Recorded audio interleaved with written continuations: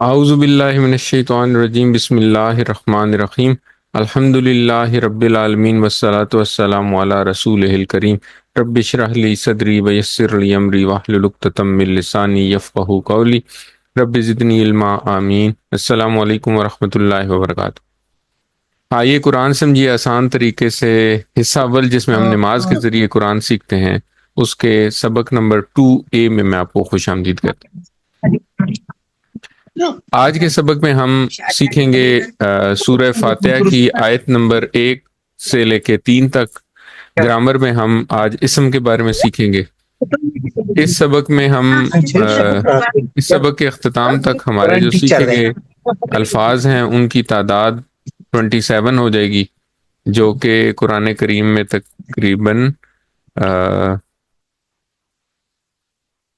8,000 سے زائد دفعہ ہیں الحمدللہ، اور ٹوٹل جو ہیں وہ 78,000 الفاظ ہیں۔ تو بس ہم تقریباً 10% سے زیادہ الفاظ جو ہیں وہ سیکھ چکے ہیں۔ اچھا، سورہ فاتحہ کیا ہے؟ سورہ فاتحہ قرآن کی پہلی مکمل سورت نازل ہوئی، اور یہ اتنی اہم ہے کہ ہمیں اس کو ہر نماز کی ہر رکعت میں پڑھنے کا حکم دیا گیا۔ قرآن کریم کی بھی پہلی سورت ہے۔ دن میں ہم ہر رکعت میں چونکہ پڑھتے ہیں، تو دن میں کتنی دفعہ ہم اس دعا کو یا اس سورت کی تلاوت کرتے ہیں؟ اب ایکچولی یہ سورت ہے کیا؟ یہ سورت ایک دعا ہے بیسیکلی، جو اللہ تعالیٰ نے ہمیں سکھائی ہے کہ ہم نے اللہ تعالیٰ سے یا اپنے رب سے جب ہدایت کی دعا مانگنی ہے تو ہم نے کس طرح مانگنی ہے۔ تو اگر ہم کہیں کہ اس کا خلاصہ کیا ہے، تو یہ ہدایت کی دعا ہے۔ مطلب ہم یہ کہیں گے کہ یہ سیدھے راستے کی طرف ہدایت کی دعا ہے۔ اچھا، انٹرسٹنگ بات یہ ہے کہ سورہ فاتحہ اور تعوذ کے الفاظ جو ہیں وہ قرآن کریم میں تقریباً 9,000 بار آئے ہیں۔ 9,000 کا لفظ بڑا امپورٹنٹ ہے۔ ہم لوگوں نے لاسٹ ٹائم دیکھا تھا کہ اگر ہم سطور گنے قرآن کریم کی، تو تقریباً 15 سطور ہیں ہر صفحے کے اوپر، اور 600 صفحات ہیں، تو 15 ضرب 600 9,000 سطور ہیں۔ تو اس کا مطلب یہ ہے کہ اگر ہم قرآن کریم کھولیں اور ہم دیکھیں تو ہر سطر میں 9 الفاظ، ہم نے دیکھا تھا نا، ہر سطر میں 9 لفظ ہیں، تو 9 میں سے ایک لفظ جو ہے نا وہ سورہ فاتحہ اور تعوذ کے اندر سے ہے۔ اگر ہم سورہ فاتحہ اور تعوذ کو اچھی طرح ان کے الفاظ اور ان کا ترجمہ اور مطلب ان کا ذہن نشین کر لیں، تو ہم قرآن کریم کے ہر سطر میں سے ایک لفظ جو ہے، ہر 9 لفظوں میں سے ایک لفظ جو ہے وہ ہمیں اس کا مطلب آ جائے گا۔ تو یہ بتاتا ہے کہ یہ کتنی امپورٹنٹ بات ہے۔ تو چونکہ ہم اس کو بار بار پڑھتے بھی ہیں، اس کے الفاظ جو ہیں وہ ہمارے لیے مشکل بھی نہیں ہونے چاہیے، اور اگر ہم ان کا ترجمہ اور ان کا مطلب دیکھ لیں ایک دفعہ، ذرا غور سے ان کو یاد کر لیں، تو یہ ہمارے لیے قرآن کی انڈرسٹینڈنگ میں بہت ہیلپ فل ثابت ہوں گے انشاءاللہ۔ تو آج ہم پڑھیں گے آیت نمبر 1 سے لے کے 3 تک۔ تو پہلے تلاوت سن لیتے ہیں۔ اعوذ باللہ من الشیطان الرجیم۔ اعوذ باللہ من الشیطان الرجیم، بسم اللہ الرحمن الرحیم، الحمد للہ رب العالمین، الرحمن الرحیم۔ صدق اللہ علیہ۔ اچھا، اعوذ باللہ من الشیطان الرجیم جو ہے یہ ہم نے لاسٹ ٹائم پڑھی تھی، اور اس کا مطلب ہم نے پڑھا تھا، میں پناہ میں آتا ہوں اللہ کی شیطان، ہر قسم کے شیطان سے جو مردود ہے۔ تو یہاں سے ہم نے یہ دیکھا تھا کہ سورہ فاتحہ اور تعوذ سے ہم کامیاب انسان کی 12 عادات سیکھیں گے۔ تو ان میں سے ہم نے جو پہلی عادت تھی وہ اعوذ باللہ من الشیطان الرجیم سے سیکھی تھی، وہ تھی سیفٹی فرسٹ، کہ سب سے پہلے اللہ تعالیٰ کی پناہ میں آئیں اس شیطان سے جو کہ بہت تجربہ کار ہے اور ہر وقت ہمارے ساتھ لگا ہوا ہے، اور ہر وقت ہمیں وسوسہ ڈال کے سیدھے راستے سے بہکانے کی کوشش کرتا ہے۔ تو پہلی آیت گنی جاتی ہے، کبھی کچھ لوگ اس کو پہلی آیت گنتے ہیں، کچھ لوگ سورہ فاتحہ کی پہلی آیت اس کو نہیں گنتے۔ یہ ہے بسم اللہ الرحمن الرحیم۔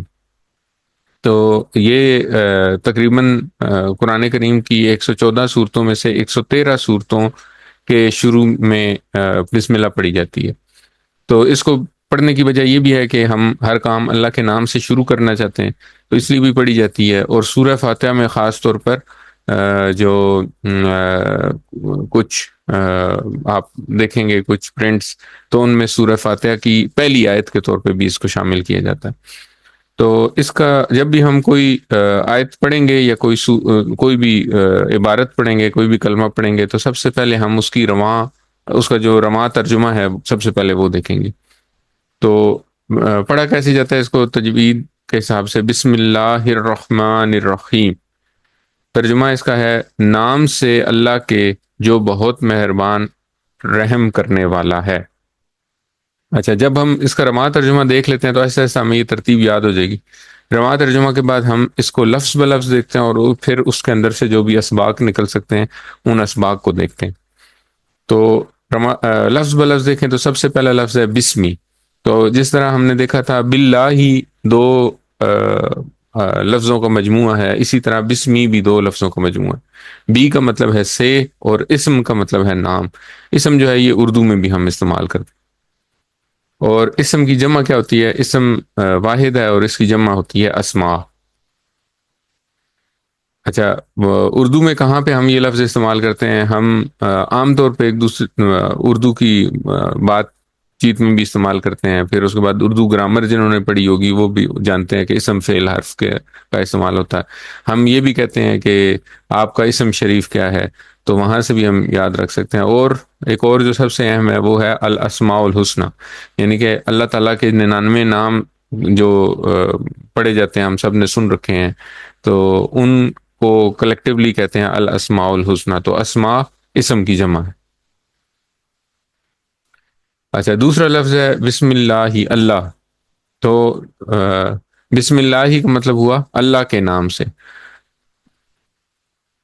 تو اس کے بعد اگلا لفظ ہے جی رحمان، اور اس سے اگلا لفظ ہے رحیم۔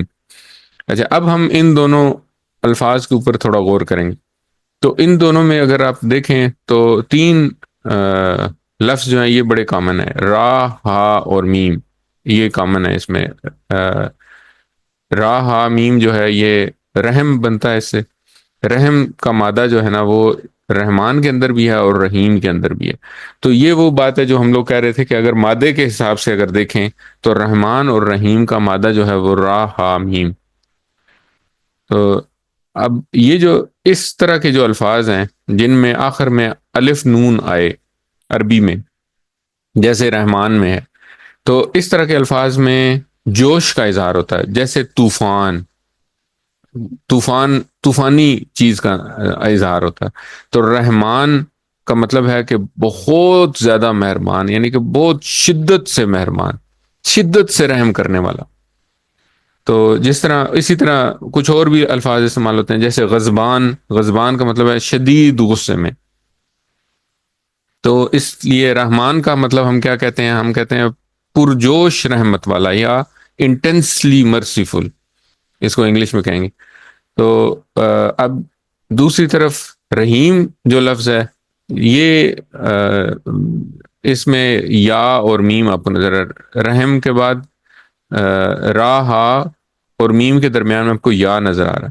تو اس طرح کے جو الفاظ ہوتے ہیں جن کے مادے کے الفاظ کے درمیان میں یا نظر آئے، تو ان کا مطلب ہوتا ہے کہ تسلسل ہے، اس چیز میں تسلسل ہے، یعنی کہ مسلسل ہونے والی چیز ہے۔ تو رحمان کا مطلب ہوا کہ بہت زیادہ رحم کرنے والا، اور رحیم کا مطلب ہے کہ مسلسل رحم کرنے والا۔ اب اس کی مثال آپ ایسے سمجھیں کہ جیسے آج کل ہم ایک بات سنتے ہیں کہ کلاؤڈ برسٹ ہوا،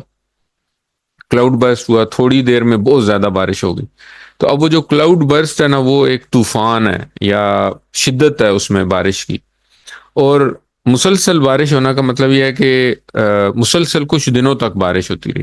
اب جب آپ ان دونوں چیزوں کو اکٹھا کریں، مطلب امیجن کریں کہ جس طرح کلاؤڈ برسٹ کی طرح کی بارش ہوئی، اور وہ تھوڑی دیر کے لیے نہیں ہوئی بلکہ مسلسل ہوتی رہی کچھ زیادہ دیر۔ کلاؤڈ برسٹ عام طور پہ تھوڑی دیر کے لیے ہوتا ہے نا، تو لیکن وہ تھوڑی دیر کے لیے ہوتا ہے تو بھی اتنی تباہی مچا دیتا ہے۔ تو اگر وہ مسلسل رہے تو پھر کیا حال ہوگا؟ تو یہ ہے اللہ تعالیٰ کہ یہ جو دو نام اکٹھے بولے جاتے ہیں الرحمن الرحیم، ان کے اندر جو رحم کے مادے کی جو شدت ہے اس کا اندازہ آپ ایسے لگائیں کہ رحمان یہ بتا رہا ہے کہ رحم بہت زیادہ رحم کرنے والا، اور رحیم یہ بتا رہا ہے کہ وہ مسلسل رحم کرنے والا ہے، یعنی کہ ایسا نہیں ہے کہ آج رحم کرے گا اور کل جو ہے وہ ظلم کرے گا، بلکہ اللہ تعالیٰ مسلسل رحم کرنے والا۔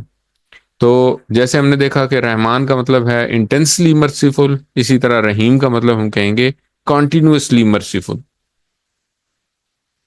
تو اب اگر آپ وہ جو میں ابھی مثال آپ کو بتا رہا تھا کہ جوش کو اگر آپ تسلسل سے ضرب دیں، دو ڈائمنشنز ہیں، ایک جیسے ہم پڑھتے ہوتے تھے نا کہ ایک ایکس وائی ایکسز ہے اور ایک وائی ایکسز ہے، تو یہ جو ہے یہ شدت بتا رہا ہے کہ شدت بہت زیادہ ہے، رحم کے مادے کی شدت بہت زیادہ ہے اللہ تعالیٰ کے اندر۔ اسی طرح اگر آپ رحیم دیکھیں تو وہ یہ ہے کہ وہ کنٹینیوسلی مرسیفل ہے، تو اس سے اب آپ اندازہ لگائیں کہ اللہ تعالیٰ کتنا رحمان ہے، کتنا رحم کرنے والا ہے۔ تو اب رحم کا مطلب کیا ہے؟ رحمت والا کس کو کہیں گے؟ یہ تو ہم نے یہ دیکھ لیا کہ رحمان اور رحیم کا میں کیا فرق ہے۔ رحمان اور رحیم جب اکٹھے آتے ہیں تو اس کا مطلب یہ ہے کہ آپ کتنی زیادہ رحمت کی بات کر رہے ہیں۔ اب رحمت ہے کیا؟ رحمت والا کون ہے؟ رحمت والا وہ ہے جو ہر قسم کی ضرورت کا محبت سے خیال رکھے۔ اب اللہ تعالیٰ کی رحمت کو محسوس کریں۔ اللہ تعالیٰ نے ہم کو بہترین شکل پہ پیدا کیا، ٹھیک ہے؟ اللہ تعالیٰ قرآن کریم میں اللہ تعالیٰ نے فرمایا کہ میں نے انسان کو بہترین شکل میں پیدا کیا۔ اس کے بعد اللہ تعالیٰ نے ہمیں کتنی نعمتیں دی۔ الحمدللہ اللہ تعالیٰ نے ہمیں آنکھیں دیں جن سے ہم دیکھ پاتے ہیں، اللہ تعالیٰ نے ہمیں کان دیے جن سے ہم سن پاتے ہیں، اللہ تعالیٰ نے ہمیں دماغ دیا، ہاتھ پیر دیے، اور اپنا جو جسم ہے وہ دیا۔ ہمارا ہر چیز جو ہے نا وہ بہترین شکل میں دی، اور اس ساری چیز کو ہم استعمال کر کے تو اس کے بعد پھر ہم اس کے ساتھ اپنی زندگی کے جو بھی اسباب پیدا کرتے ہیں۔ تو یہ تو ہمارے اندر ہے۔ پھر اپنے ارد گرد دیکھیں تو ہمیں ماں باپ دیے، رشتہ دار، دوست، ساتھی دیے، جو کہ کنٹینیوسلی ہماری ہیلپ کے لیے یا ہماری مدد کے لیے یا ہماری سپورٹ کے لیے ہمارے ساتھ موجود ہیں۔ اور یہ تو ہمارے ارد گرد کچھ لوگ ہوئے۔ پھر آپ اپنے ارد گرد کی چیزیں دیکھیں، زمین دیکھیں، آسمان دیکھیں، ہوا، پانی، طرح طرح کے کھانوں کا انتظام کیا۔ اب اس کی مثال آپ ایسے دیکھیں کہ مثال کے طور پہ ہم لوگ ہوا میں سے ہر وقت آکسیجن نکال رہے ہیں، اور اس آکسیجن کو استعمال کر کے اپنی خوراک میں سے انرجی پروڈیوس کر رہے ہیں، اور اس انرجی کو یوز کر کے اپنے روزمرہ کے کام کر رہے ہیں۔ لیکن اگر کسی کو کوئی بیماری ہو جائے، کسی کو کوئی چھوٹی سی ایک بیماری ہو جائے، باقی سارے سسٹم اس کے ٹھیک ہیں۔ چھوٹی سی بیماری ہوگی ہے پھیپھڑوں کی، کہ پھیپھڑے جو ہیں وہ اس روم ایئر میں جتنی آکسیجن ہے اس سے آکسیجن ڈیرائیو نہیں کر سکتے، اس سے آکسیجن نکال نہیں سکتے اتنی جتنی جسم کو چاہیے۔ تو آپ سوچیں کہ اس کو مسلسل آکسیجن لگانے کے لیے اس کو کتنا خرچہ کرنا پڑے گا، جو ہمیں فریلی اویلیبل۔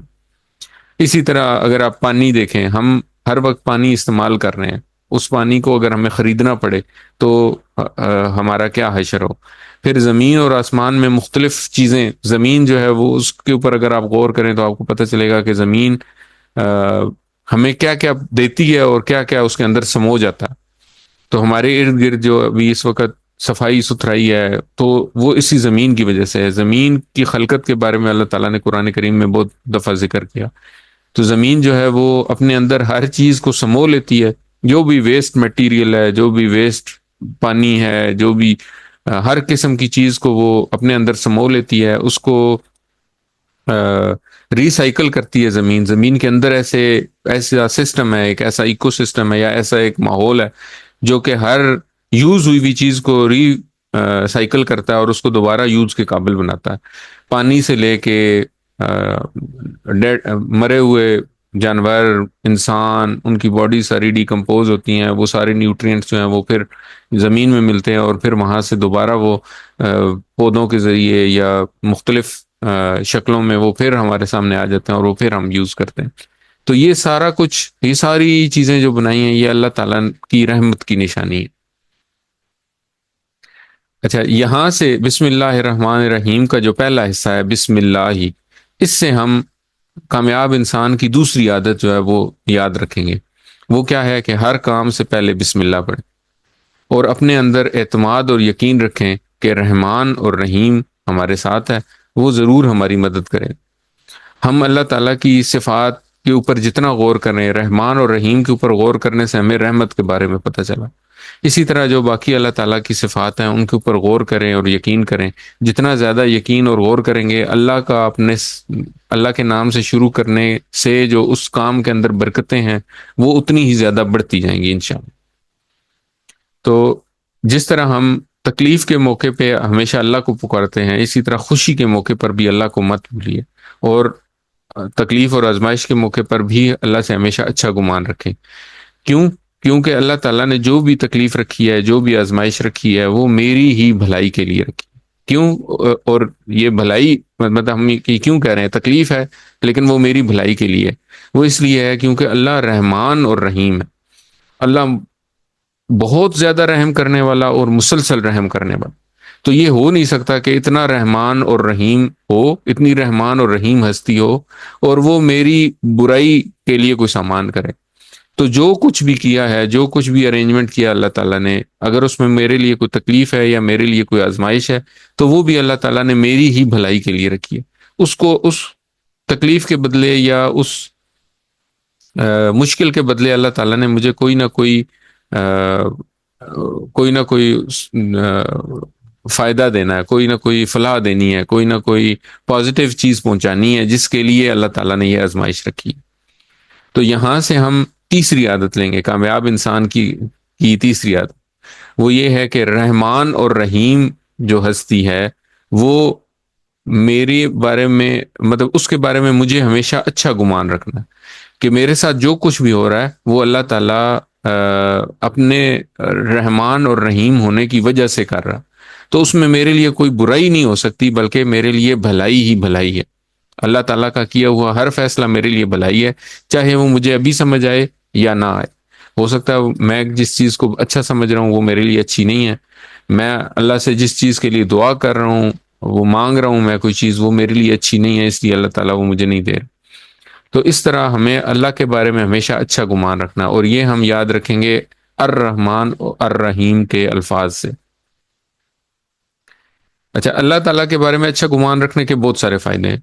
اس سے یہ ہوگا کہ آپ کو زندگی میں ایک سکون آ جائے گا۔ آپ کسی قسم کے بھی جو آپ کی صحت کے مسئلے ہیں، باقی معاشی مسئلے ہیں، جو بھی تعلقات سے ریلیٹڈ مسئلے ہیں، کامیابی ناکامی ہے، کہیں آپ کو کچھ جو بھی مسئلے مسائل ہمیں زندگی میں پیش آتے ہیں، ان ساروں سے ہماری جو ٹینشن ہے، جو پریشانی ہے، وہ آدھے سے بھی کم رہ جائے گی جب ہم یہ سوچیں گے کہ یہ جو بھی مسئلہ پہنچا ہے مجھے یا جو بھی مجھے تکلیف محسوس ہو رہی ہے یہ اللہ کی طرف سے ہے، اور اللہ رحمان اور رحیم ہے، تو اللہ بہت زیادہ رحم کرنے والا اور مسلسل رحم کرنے والا ہے، تو وہ میرے بارے میں برا فیصلہ کیسے کر سکتا؟ تو وہ جب میرے بارے میں اچھا فیصلہ کرے گا تو مجھے کیا کرنا ہے؟ مجھے تھوڑا سا صبر کرنا ہے، یہ تکلیف ابھی ختم ہو جائے گی اور اس کا اجر مجھے ملنے والا۔ تو اس تصور اور احساس کے ساتھ اس کلمے کی پریکٹس کریں، بسم اللہ الرحمن الرحیم، اللہ کے نام سے جو بہت مہربان اور رحم کرنے والا ہے۔ اچھا، اس کے بعد دوسری آیت ہے جی الحمدللہ رب العالمین۔ اس کا اگر ہم رواں ترجمہ لیں تو یہ ترجمہ بنے گا تمام تعریفیں اور شکر اللہ کے لیے ہے جو رب ہے تمام جہانوں کا۔ الحمد یہ ہا میم دال حمد کے مادے سے بنا ہے۔ حمد کے دو معنی ہیں، حمد کا معنی ہے تعریف اور دوسرا معنی ہے شکر۔ تو ال کا مطلب ہے کہ تمام، یعنی کہ ساری کی ساری، جیسے ہم نے پڑھا تھا الشیطان کا مطلب ہے ہر قسم کا شیطان، اسی طرح الحمد کا مطلب ہے کہ ہر قسم کی تعریف اور ہر قسم کا شکر، تمام تعریفیں اور شکر۔ اچھا، للہ، اب یہ بھی دو الفاظ کا مجموعہ ہے، لی اور اللہ۔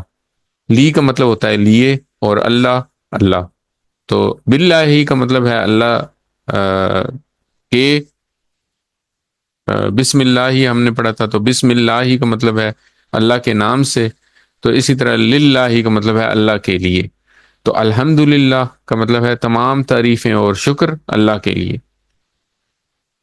رب، رب کا مطلب ہے پرورش کرنے والا. ہم اس کو اردو میں ویسے رب ہی پڑھتے ہیں، لیکن رب کا جو اصل مطلب ہے وہ ہے پرورش کرنے والا یا پالنے والا. کس کی پرورش کرنے والا، کس کو پالنے والا؟ تو جب ہم اس لفظ پہ غور کریں تو سب سے پہلے ہمیں کیا کرنا ہے، ہمیں اپنے اندر دیکھنا ہے. ہم نے بات کی تھی لاسٹ ٹائم کہ انسان کے دماغ میں 1 کروڑ ارب خلیے ہیں. ٹھیک ہے، 1,000 ارب خلیے ہیں انسان کے دماغ میں. 1,000 کروڑ یا تو اب یہ جو خلیے ہیں یہ تو صرف دماغ میں ہے، اس کے علاوہ باقی جسم کے اعضاء ہیں. تو انسان کے اندر ارب ہا ارب خلیے ہیں، اور ہر خلیے کو ہر لمحہ آکسیجن چاہیے اور خوراک چاہیے، انرجی چاہیے.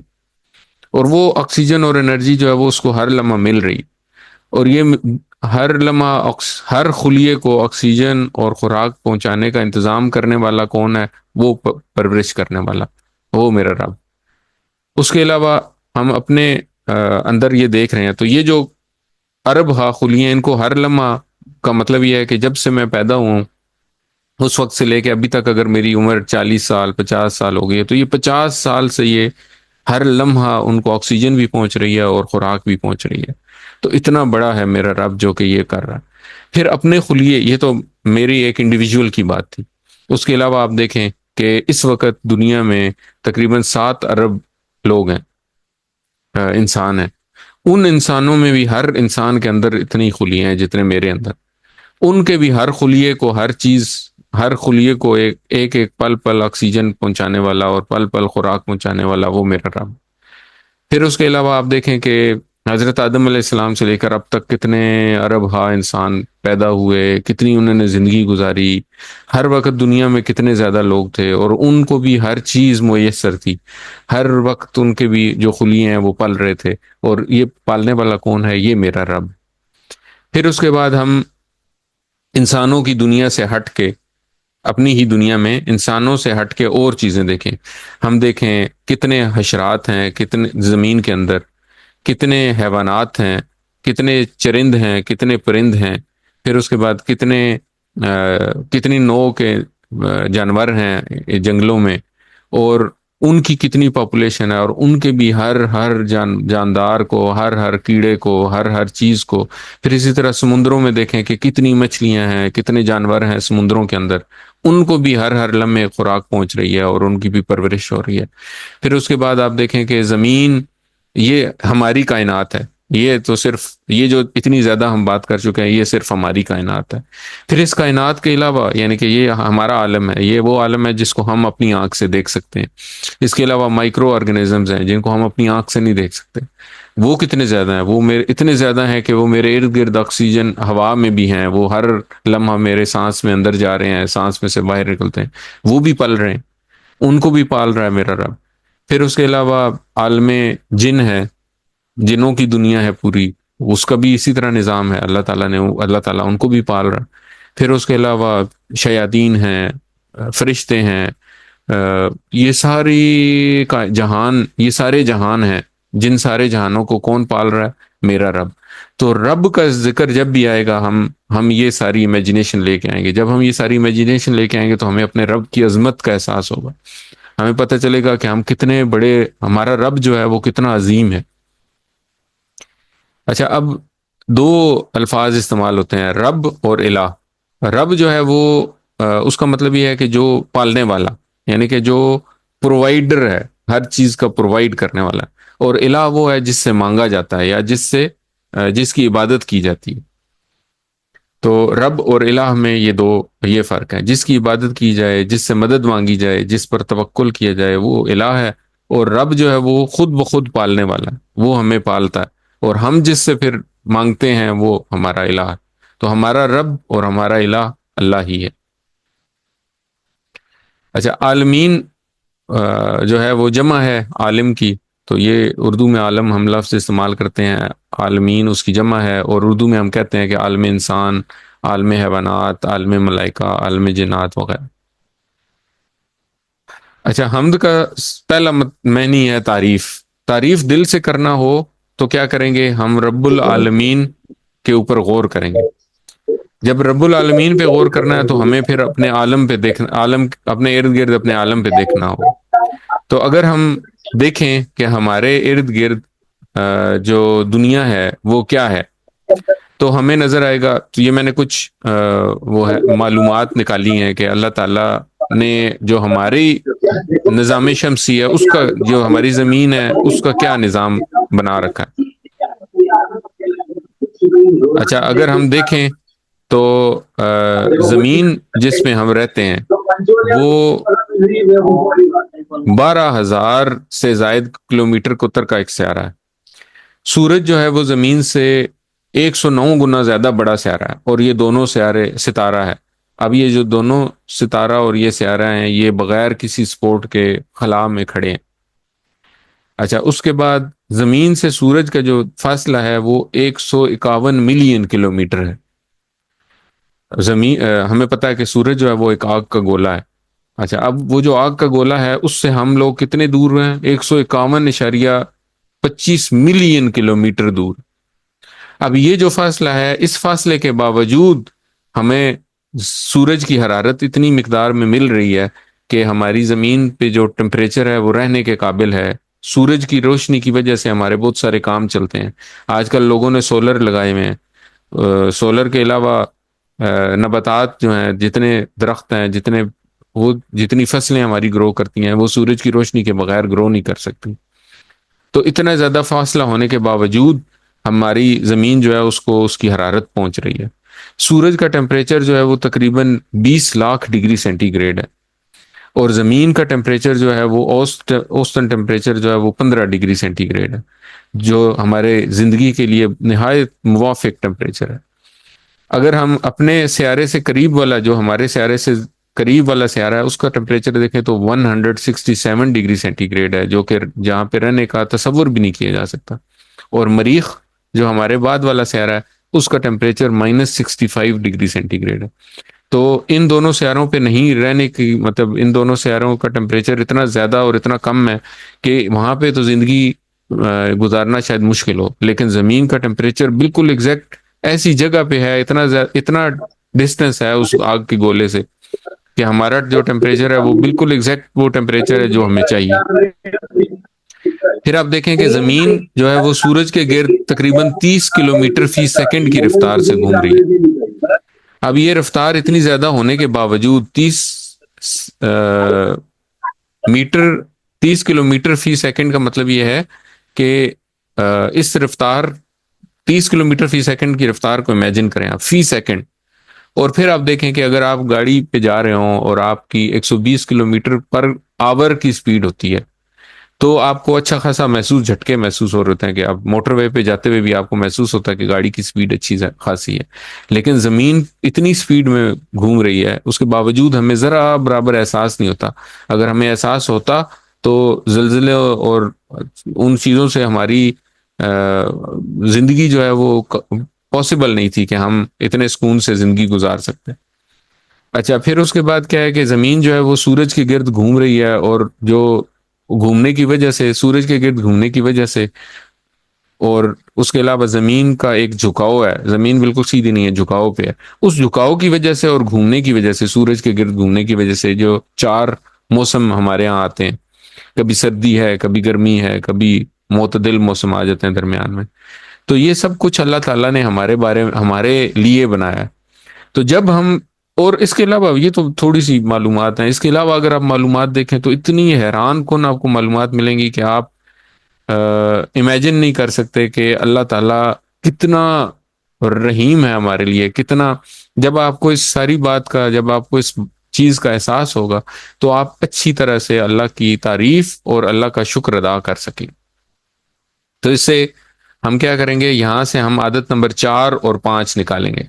عادت نمبر 4 کیا ہے کہ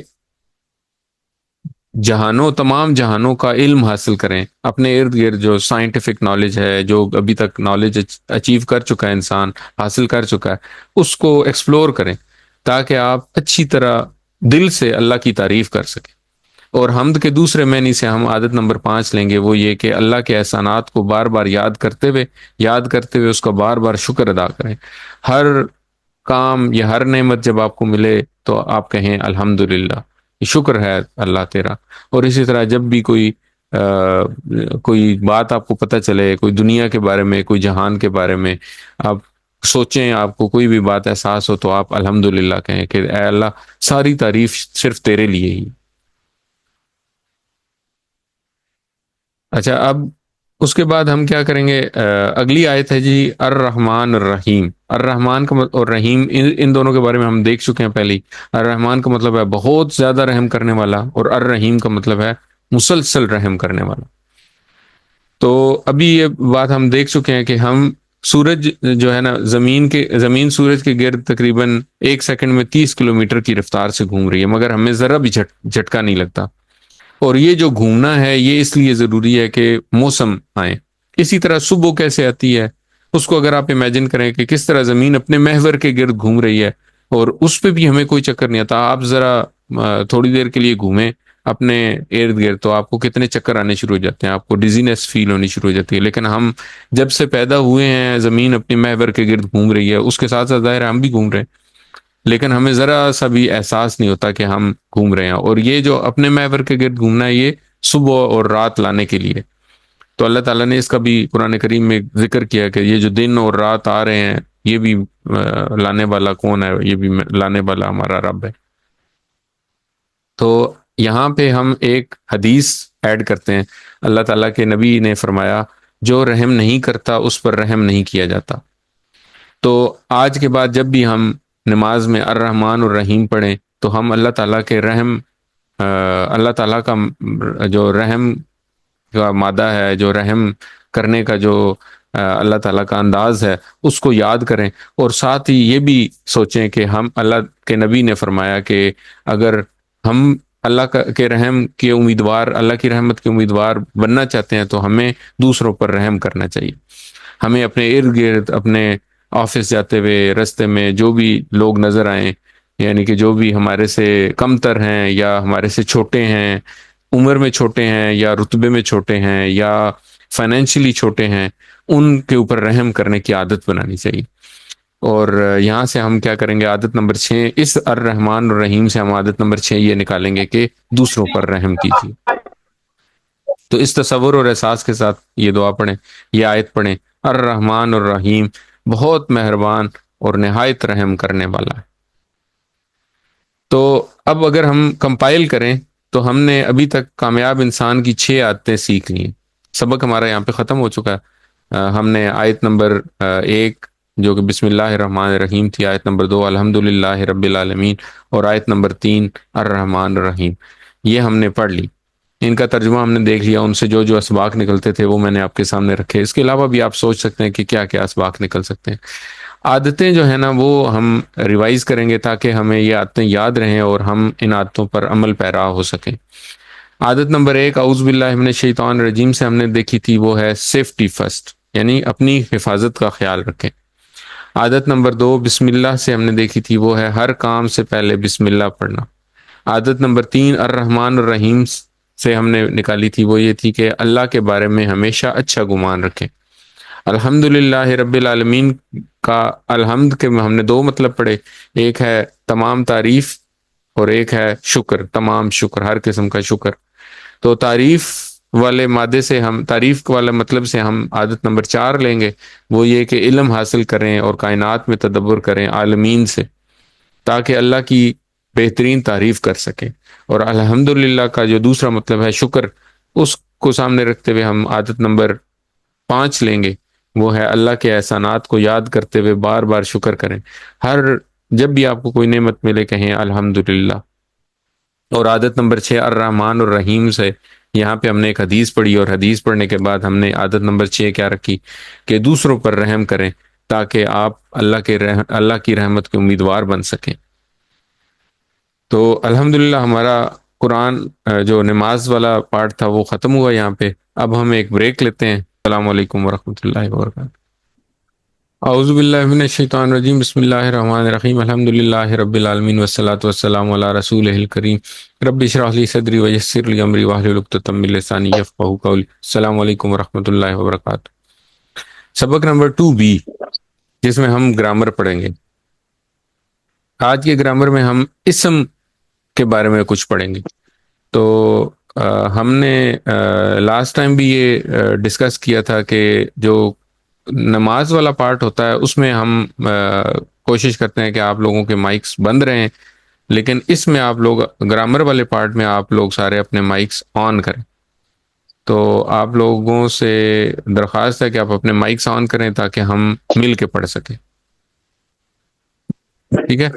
تو لاسٹ جو لیسن تھا، جو پہلا لیسن تھا اس کورس کا، اس میں ہم نے کیا پڑھا تھا؟ اس میں ہم نے ضمائر پڑھے تھے، کچھ 6 ٹکڑے ہم نے پڑھے تھے، 6 الفاظ پڑھے تھے جو قرآن کریم میں بہت زیادہ دفعہ استعمال ہوئے ہیں۔ تو ہم نے کیا پڑھا تھا؟ ہم نے پڑھا تھا ہوا، ہم، انتا، انا، انتم اور نحن، ٹھیک ہے؟ ہم سب اور یہ سب کچھ ہم نے اشاروں کے ساتھ پڑھا تھا، تو ہمیں یہ پتا ہے کہ ہوا کا جو اشارہ ہے اس کا کیا مطلب ہے، ہم کا اشارے کا کیا مطلب ہے، انتا کے اشارے کا کیا مطلب ہے، انا کے اشارے کا کیا مطلب ہے، انتم کا اور نحن۔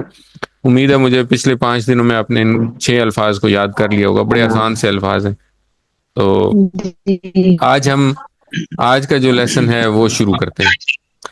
اچھا، پھر ہم نے یہ بھی پڑھا تھا، ہم نے پڑھا تھا من ہوا مسلم، من ہم مسلمون۔ تو اس میں ہم نے جو پوائنٹ دیکھا تھا وہ یہ تھا کہ ہوا کا جواب ہوا سے آئے گا، ہم کا جواب ہم سے ہی آئے گا، لیکن جب ہم آپس میں ایک دوسرے کی بات کریں گے تو یہ الفاظ چینج ہوں گے۔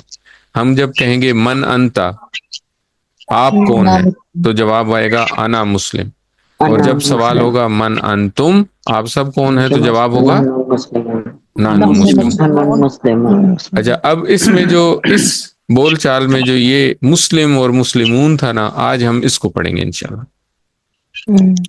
تو ہم یہ دیکھتے ہیں کہ اردو میں بھی ہم نے پڑھا ہوا ہے پہلے، اردو میں بھی انگلش میں بھی ہر جگہ ہم یہ پڑھتے ہیں کہ الفاظ کی یا کلمے کی 3 قسمیں ہوتی ہیں، ایک ہے اسم، ایک ہے فعل اور ایک ہے حرف، ٹھیک ہے؟ تو اسم کیا ہوتا ہے؟ اسم ہوتا ہے کسی کا نام یا اس کی صفت، ٹھیک ہے؟ اسم کسی کا نام یا صفت۔ فعل کیا ہوتا ہے؟ فعل وہ ہوتا ہے جو جس لفظ سے کسی کام کے ہونے یا کرنے کا پتہ چلے، اور حرف جو ہے وہ اسم اور فعل کو آپس میں ملانے کے لیے جو الفاظ استعمال ہوتے ہیں ان کو حرف کہتے ہیں۔ تو آسانی کے لیے ہم یہ کہیں گے کہ جو اسم نہیں ہے، جو فعل نہیں ہے، وہ حرف ہے۔ اب ہم باری باری ان کو پڑھیں گے، اسم، فعل اور حرف کو پڑھیں۔ تو ہم کوئی بھی ایک اسم لیں گے جب، تو عربی میں جب بھی آپ کوئی اسم لیں گے تو اس کی کوئی نشانی ہوتی ہے، اس کی نشانی یہ ہوگی کہ آخر میں تنوین ہوگی، ٹھیک ہے؟ یہ جو ڈبل پیش ہے، ڈبل پیش، ڈبل زبر یا ڈبل زیر کوئی بھی ہو سکتی ہے، یہ تنوین جو ہے یہ اسم کی نشانی ہے۔ اگر کسی بھی لفظ کے آخر میں، عربی میں کسی بھی لفظ کے آخر میں تنوین آ رہی ہے، ڈبل پیش، ڈبل زبر یا ڈبل زیر آ رہی ہے، تو اس کا مطلب ہے یہ اسم ہے، ٹھیک ہے؟ تو اسم کی سب سے پہلی نشانی ہم نے کیا پڑھی؟ تنوین۔ اچھا، اب جب بھی کوئی لفظ تنوین کے ساتھ آئے گا تو اس کا مطلب ہوگا کہ یہ کسی بھی کتاب کی بات ہو رہی ہے، یعنی کہ جس طرح ہم انگلش میں کہتے ہیں آ بک، تو اس طرح ہم عربی میں کہیں گے کتابن، ٹھیک ہے؟ لیکن جب ہم نے کسی اسپیسیفک چیز کی بات کرنی ہوگی تو ہم کیا کریں گے؟ ہم اس سے پہلے ال لگا دیں گے، ٹھیک ہے؟ تو یہ کیا بنے گا؟ الکتابو۔ اب آخر سے جو تنوین ہے وہ ختم ہو جائے گی اور تنوین کی جگہ سنگل حرکت ہو جائے گی، یعنی کہ اگر ڈبل پیش ہے تو وہ سنگل پیش ہو جائے گی۔ تو کتابن کے ساتھ جب ال لگائیں گے تو یہ بن جائے گا الکتابو۔ یہ قاعدہ بھی بہت اسٹرانگ قاعدہ ہے، یعنی کہ یہ بہت پکا قاعدہ ہے کہ کبھی بھی ال اور تنوین اکٹھی نہیں ہو سکتی۔ جیسے انگلش میں جب ہم کسی بھی کتاب کی بات کر رہے ہوں تو ہم کہیں گے آ بک، لیکن جب کسی خاص کتاب کی بات کریں گے تو کہیں گے دی بک، ٹھیک ہے؟ تو دی بک کہیں گے، آ ختم ہو جائے گا۔ اسی طرح تنوین ختم ہو جائے گی اور اس کی جگہ سنگل حرکت ہو جائے گی. تو اس کا مطلب یہ ہوا کہ الکتابن کو اگر معرفہ بنانا ہوگا تو الکتابو ہو جائے گا. کتاب. ٹھیک ہو گیا؟ یہ بات سمجھ آ گئی. اب جی یہاں سے ہم دوسری نشانی لیں گے اسم کی. اسم کی دوسری نشانی یہ بھی ہو سکتی ہے کہ تنوین اگر آخر میں نہ ہو، شروع میں اگر الف لام ہے، تو اس کا مطلب ہے کہ یہ بھی اسم ہے. ٹھیک ہو گیا؟ یہ بات سمجھ میں آ گئی. تو اس کا مطلب یہ ہے کہ ہم نے ابھی تک جو سورہ فاتحہ پڑھی ہے اس میں الشیطان بھی اسم تھا، الرجیم بھی اسم تھا، الحمد بھی اسم ہے. ٹھیک ہے؟ تو یہ اب ہم اس کو اس کے ساتھ الرحمن بھی اسم ہے، الرحیم بھی اسم ہے، اور العالمین بھی اسم ہے کیونکہ اس کے شروع میں بھی الف لام. ٹھیک ہو گیا؟ اب ہم تھوڑی پریکٹس کریں گے عام کو خاص بنانے کی. تو عام اسم ہے ایک مسلمن. مسلمن کا مطلب ہے کوئی بھی مسلمان، کوئی ایک مسلمان. مسلمن کا مطلب ہے ایک مسلمان. تو اس کو جب ہم کسی خاص مسلمان کی طرف اشارہ کرنا چاہیں گے تو ہم کہیں گے المسلمو. ٹھیک ہے؟ اب میں عام والے الفاظ، مومنن کا مطلب ہے کوئی بھی مومن. تو جب کسی خاص مومن کی طرف بات کرنی ہوگی تو ہم کیا کہیں گے؟ المؤمن. المؤمن. صالحن کا مطلب ہے نیک. ٹھیک ہے؟ تو صالحن کا مطلب ہے کوئی بھی نیک آدمی، تو کوئی بھی نیک مرد یا نیک آدمی. تو اس کو جب ہم کسی خاص کی طرف بات کریں گے تو کیا کہیں گے؟ الصالح. الصالح. کافرن کا مطلب ہے کوئی بھی انکار کرنے والا یا کوئی بھی کافر انسان، کوئی بھی کافر مرد. تو اس کو جب ہم کسی خاص کی طرف بات کریں گے تو کیا کہیں گے؟ کافر. الکافرو. اسی طرح مشرکن جو ہے اس کا مطلب ہے کوئی بھی مشرک انسان، کوئی بھی مشرک انسان ہو سکتا. مشرک. لیکن کسی خاص کی بات کریں گے تو ہم کہیں گے المشرک. المشرکو. ٹھیک ہے؟ ڈاکٹر صاحب یہ سائڈ میں وہ بتایا ہوا کتنی دفعہ یہ قرآن پاک میں آتے ہیں یہ لفظ جو 230 دفعہ مومن جی مومن. جی، یہ بتایا ہوا ہے. یہ لفظ جو ہے نا، یہ میں نے آپ کو پہلے ہی بتایا تھا، یہ نمبر یاد کرنے کی ضرورت نہیں ہے. یہ صرف آپ کو امپورٹنس بتا رہا ہے کہ یہ لفظ کتنا امپورٹنٹ ہے. تو آپ اس کے اوپر کتنا دھیان دینا چاہیے آپ کو، تاکہ آپ کو قرآن میں یہ جگہ جگہ نظر آئیں گے. اچھا، اسم کی مثالیں کیا پھر ہوئیں؟ اسم کی مثال ہوئی مسلمن، کافرن، مومنن، مشرکن، صالحن، منافقن. اس طرح اور بھی مثالیں ہم لے سکتے ہیں. اچھا، اب ہم نے یہ دیکھا کہ مسلم جب ہم کہیں گے تو مسلمن بھی ہو سکتا ہے. تنوین میں نے آپ کو بتایا نا، تنوین جو ہے وہ ڈبل پیش سے بھی ہو سکتی ہے، ڈبل زبر سے بھی ہو سکتی ہے، ڈبل زیر سے بھی ہو سکتی ہے. اب یہ کیوں ہوتی ہے ڈبل پیش، ڈبل زبر، ڈبل زیر کیوں ہوتی ہے؟ کہاں پہ ڈبل پیش ہوگی، کہاں پہ ڈبل زبر ہوگی، کہاں پہ ڈبل زیر ہوگی، یہ ہمارے اس کورس QC1 کا حصہ نہیں ہے یہ ہمارا نا. تھوڑا سا آگے جا کے ہم ڈبل پیش اور ڈبل زبر کے بارے میں پڑھیں گے، لیکن ابھی فی الحال اس کے بارے میں زیادہ پریشان نہیں ہوں. آپ صرف یہ سمجھیں کہ مسلمن جو ہے جب تنوین ہے تو یہ نون ہے. ٹھیک ہے؟ یہ اسم ہے. مسلمن بھی ہو سکتا ہے اور مسلمن بھی ہو سکتا ہے. جب ہم مسلمن لکھیں گے تو اس کو لکھنے کا سٹائل یہ ہوگا، آخر میں الف بھی آئے گی. یہ صرف لکھنے کا سٹائل ہے، اس کو پڑھنے میں نہیں آتا. یہ مسلمن، مسلمن، مسلمن، یہ تینوں، ان تینوں کا مطلب ہے ایک مسلمان، کوئی بھی ایک مسلمان ہو سکتا ہے. اور اگر ہم کہیں گے المسلمو، المسلمہ یا المسلمی تو اس کا مطلب ہوگا کوئی خاص ایک مسلمان. اچھا، جب ہم اس کو جمع بنائیں گے تو ہم آخر میں واو نون یا نون ایڈ کریں گے. تو مسلمون سے بنے گا مسلمون، اور مسلمن اور مسلمن کی جمع ہوگی مسلمین. ٹھیک ہے؟ تو جب بھی ڈبل پیش کو جمع بنانا ہوگا تو آخر میں واو نون لگائیں گے، اور جب ڈبل زبر یا ڈبل زیر کی جمع بنانی ہوگی تو یا نون سے جمع بنے گی. اب اس کو یاد رکھنے کا کیا طریقہ ہے؟ اس کو یاد رکھنے کا بڑا آسان سا طریقہ ہے. مسلمون تھا تو اس کو تھوڑا سا لمبا کر دیں، مسلمون. ٹھیک ہے؟ تو آپ کو پتہ چل گیا کہ ڈبل پیش ہے تو واو نون لگنی ہے آخر میں. مسلمون کی جمع ہے مسلمون، اور مسلمن اور مسلمن کی جمع ہے یا نون سے، تو مسلمین، مسلمین. تو یہاں سے ہم کیا کریں گے؟ اسم کی تیسری نشانی دیکھیں گے. وہ کیا ہے کہ اگر کسی لفظ کے آخر میں واو نون یا نون ہے تو یہ بھی اسم ہو سکتا ہے. ٹھیک ہو گیا. اب آپ دیکھیں کہ مسلمون جو ہے اس کے نہ آخر میں تنوین ہے نہ شروع میں الف لام ہے، لیکن واو نون یا نون بھی اسم کی نشانی ہو سکتی ہے، تو اس لیے یہ بھی اسم ہو سکتا ہے. جس طرح ہم نے ابھی پڑھا تھا رب العالمین، الحمدللہ رب العالمین، وہاں پہ عالمین میں آخر میں آپ نے دیکھا یا نون ہے، تو ہاں جی یا نون جمع ہے، عالم کی جمع ہم نے پڑھا تھا عالمین، تو اس لیے وہ آپ کو سمجھ آ گئی کہ عالمین کہاں سے آیا. اچھا، اسی طرح جب ہم دیکھیں مسلمون کی جمع ہم نے بتایا مسلمون، اور مسلمان یا مسلمین کی جمع مسلمین. ٹھیک ہے، تو مومنون کی جمع کیا ہوگی؟ مومنون. اور مومنن یا مومنن ہوگا تو اس کی جمع بنائیں گے مومنین. مومنین. صالحون کی جمع ہوگی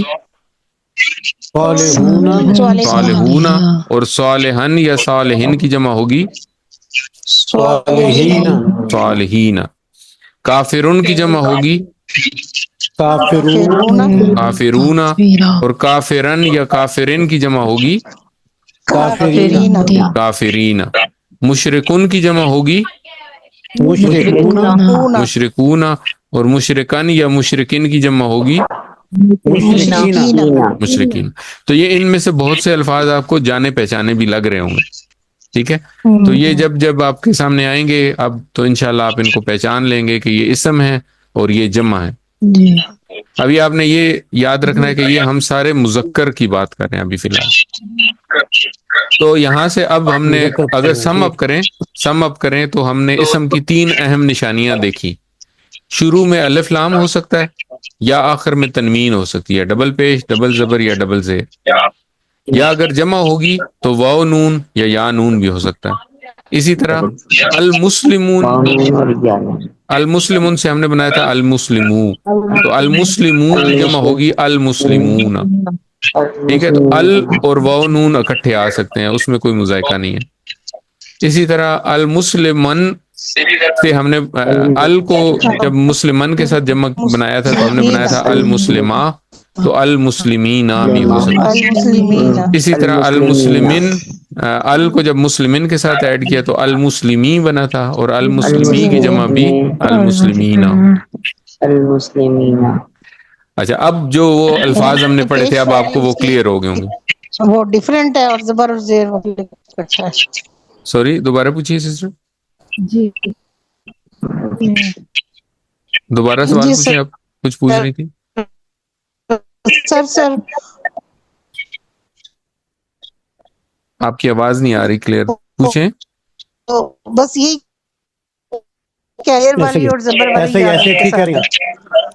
جی ٹھیک ہے، چلیں. تو اب یہ جو الفاظ ہم نے پڑھے تھے، جو من ہوا کا جواب ہم نے پڑھا تھا ہوا مسلمون، تو ہوا مسلمون، ہم مسلمون، انت مسلم، انا مسلم، انتم مسلمون، نحن مسلمون. اب آپ کو یہ سارا کلیئر ہو گیا الحمدللہ. تو من ہوا ہوا مسلم، ہوا مسلم، من ہم ہم مسلمون، ہم مسلمون، من انت انت مسلم، انا مسلم، انا مسلم، من انت انا مسلم، من انتم نحن مسلمون. نحن مسلمون. الحمدللہ. اچھا، اب ہم آج 2 نئے الفاظ سیکھتے ہیں. حل کا مطلب ہوتا ہے کیا، یہ سوال پوچھنے کے لیے استعمال ہوتا ہے، اور نام کا مطلب ہے ہاں.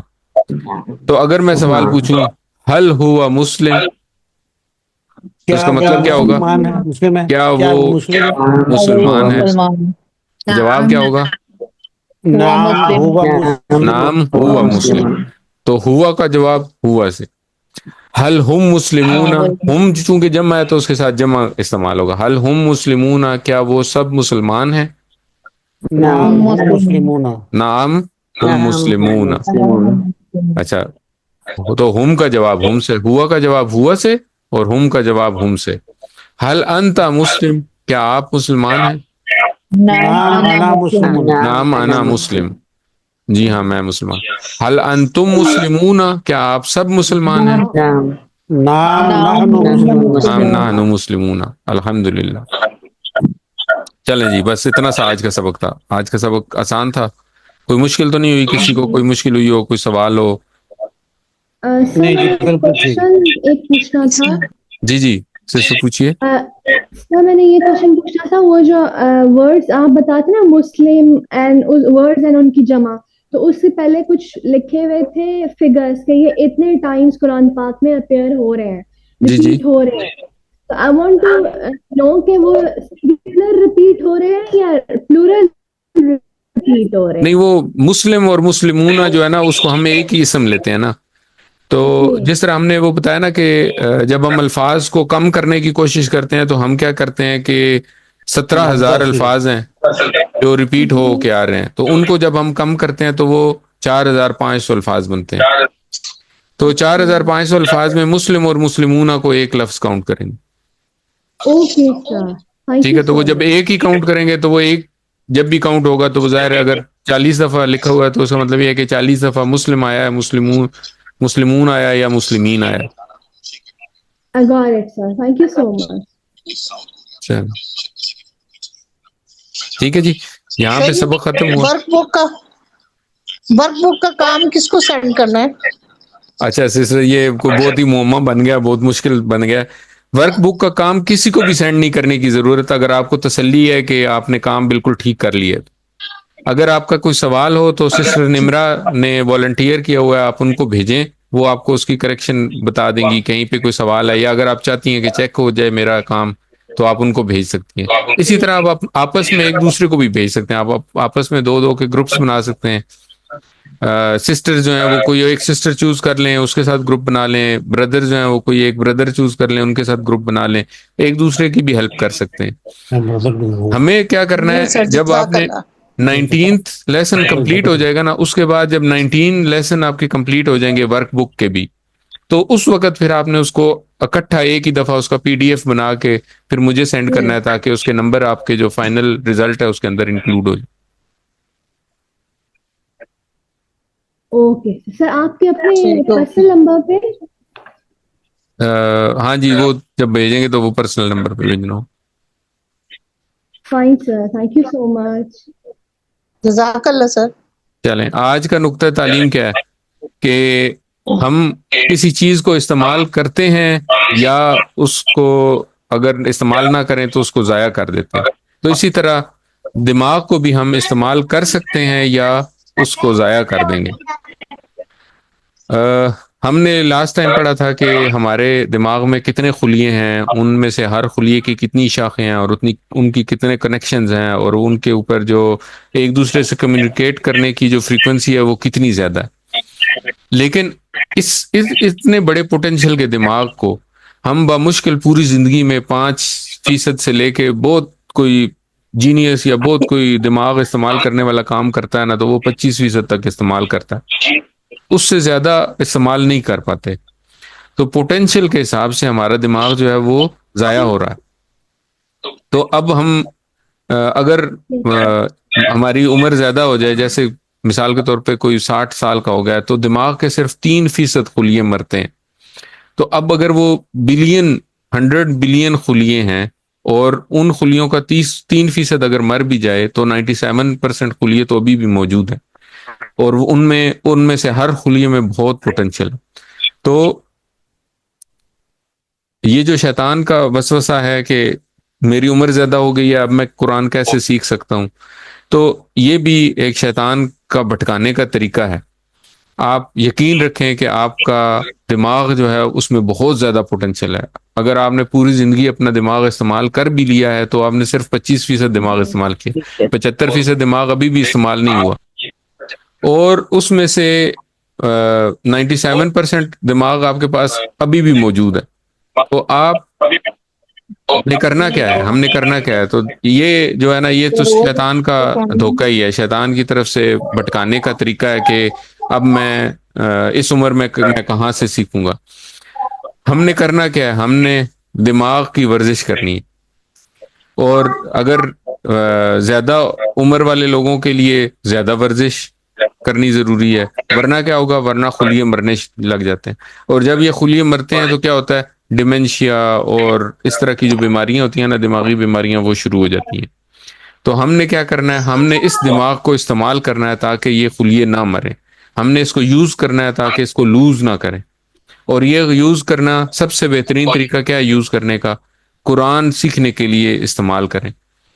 اس کے دو فائدے ہوں گے، ایک تو یہ کہ ہمارا دماغ جو ہے وہ ایکٹیو رہے گا، اور دوسرا اللہ تعالیٰ کی رحمت یا اللہ تعالیٰ کی مدد بھی ساتھ میں شامل حال رہے گی۔ اپنا دماغ استعمال کریں۔